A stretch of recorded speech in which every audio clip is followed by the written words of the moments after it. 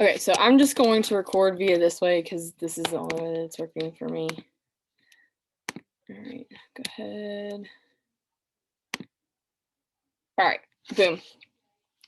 All right, so my presentation is about the globalization of swear words. I figured that this would actually kind of be an interesting topic, considering that last time we chatted, we just kind of talked about just the emphasis of swearing and just kind of, we talked about how it was just over different cultures and different countries that it all has a different meaning, but we all use swear words. So actually, I've been watching, I don't want to call it a documentary because I don't feel like it's a documentary, but a documentary called The History of Swear Words. And so actually pulled some of my stuff from that. But just to kind of go over the history of the F word. I'm not gonna say it since this is being posted on YouTube, but so actually this is one of the oldest swear words. Swear words have been around for a very long time. But this is actually one of the oldest. So if we go back to the 5th through the 13th century, there was no really relation to sex until the 14th century.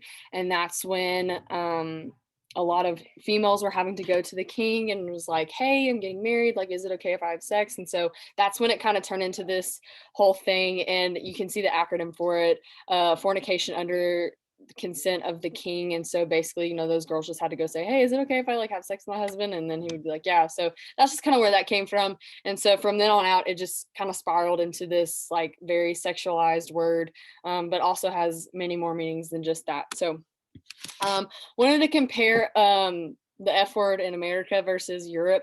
I know we had talked about in class a lot just the fact of, if you tell someone to F off in, Europe, they're going to be like, all right, like I should try to chill out. Whereas if you say that here in America, that's more like an insult and you better get ready to have a glass bottle to your head. So again, in America, it is a more sexualized meaning. You have a lot of guys saying that they would like to be another female, XYZ.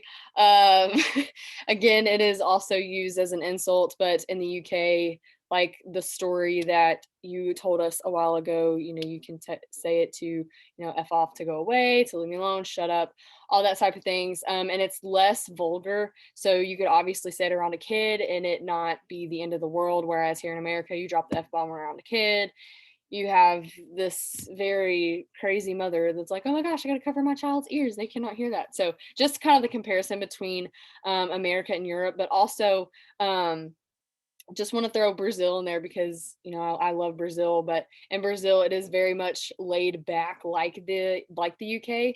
I don't want to say that it's like, more Americanized, but it does have that more sexualized standing versus, a way to insult people because they're not really going to take it as an insult. Like you tell someone to F off in Brazil, they're going to F off. Now, if it's not as, if we weren't friends and we weren't, if we were friends, but you were American and I was Brazilian and you told me to F off, that would be a completely different story and a completely different problem. But so kind of want to jump into social media. This is the article that I read. It was mostly talking about Twitter and just kind of using swear words on Twitter and things like that. And I feel like Twitter is just a completely different area when it comes to any type of cussing. There are no boundaries as far as like countries, ethnicities, things like that. I feel like everything's just out there and you can say what you want and there's no filter. But basically, there was a study conducted by Michelle McQueegee and Abdul Latif. I'm hoping I'm getting those right. But they're from the Canadian Press. And so basically, they just wanted to look at Twitter and see how. How laid back, how chill it was to either drop the F bomb or, whatever. And so they actually found a lot of people were just like, I can't wait for December effing 21st and I don't have to do anything else, or like I'm effing cold, things like that.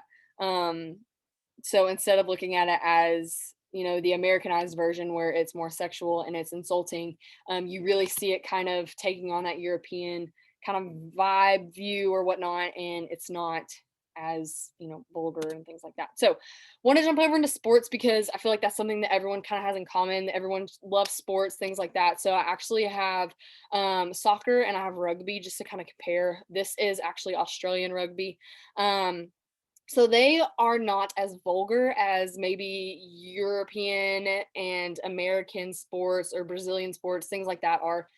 I guess it just could be their culture, but basically they just call people like fat asses and things like that. And it's not like, they don't really use the F bomb as much. And so they have these really weird like slangs and words and whatnot that they use. So actually, whenever I was reading the article, I thought it was very funny.